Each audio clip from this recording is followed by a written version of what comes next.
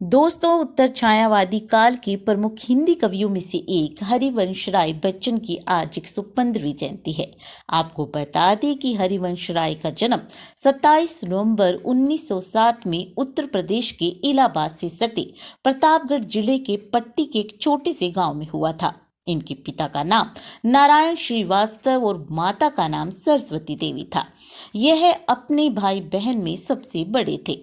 इनको प्यार से बच्चन कहकर पुकारा जाता था। वास्तव में बच्चन का मतलब बच्चा होता है, लेकिन बाद में यह बच्चन इनका सरनेम हो गया। वैसे इनका सरनेम श्रीवास्तव था। इनकी प्रारंभिक शिक्षा गांव में हुई। बाद में ये कायस्थ स्कूल चले गए। दोस्तों, अब हम आपको बताएंगे कि हरिवंश राय नाम के पीछे की आखिर क्या कहानी है। तो आइए जानते हैं उस कहानी के बारे में। हरिवंश राय नाम रखने का एक विशेष कारण था। क्योंकि 4 बच्चे अल्पायु में चल बसे, तब किसी ने उनके पिता को सलाह दी कि जब उनकी पत्नी गर्भवती हो तब वे हरिवंश पुराण सुने। इसी से उनका नाम हरिवंश राय रखा गया। पुरोहित जी ने कथा सुनाने और पूजा कराने के लिए 1001 रुपए की दक्षिणा मांगी थी। पिताजी के पास एक साथ इतना पैसा नहीं था, तो वे पुरोहित को हर मास 10 रुपया देते रहे। हरिवंश राय के 8-9 वर्ष का होने के बाद ही पिताजी इस संकल्प से उऋण हुए। दोस्तों, अब हम आपको बता रहे हैं हरिवंश राय बच्चन के जीवन की एक और रोचक कहानी के बारे में।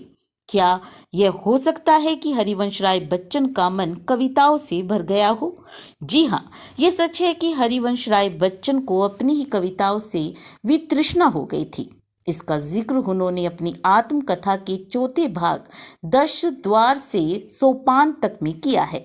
इसकी वजह उन्होंने बताई कि सुमित्रानंद पंत जी की 200 पत्र प्रकाशित करने पर पंत जी ने उन पर मुकदमा चला दिया था।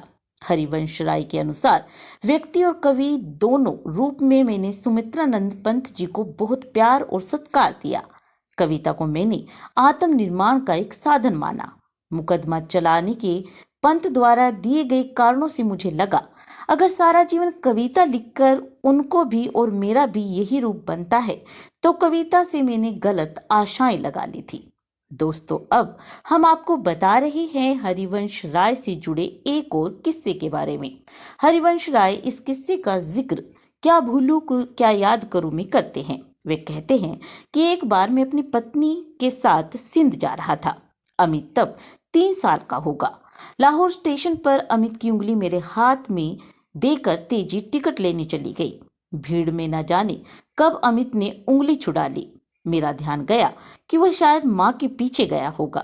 टिकट खिड़की के पास जाकर पूछा तो तेजी भी घबरा गई।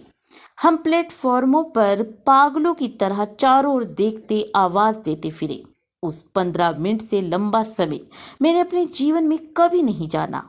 हजरत सीढ़ियां चढ़कर पुल पर से गाड़ियों का आना जाना देख रहे थे। किसी ने बताया कि एक बच्चा वो खड़ा है। वो बच्चा अमित ही था। जब वह हमें मिला तब जान में जान आई।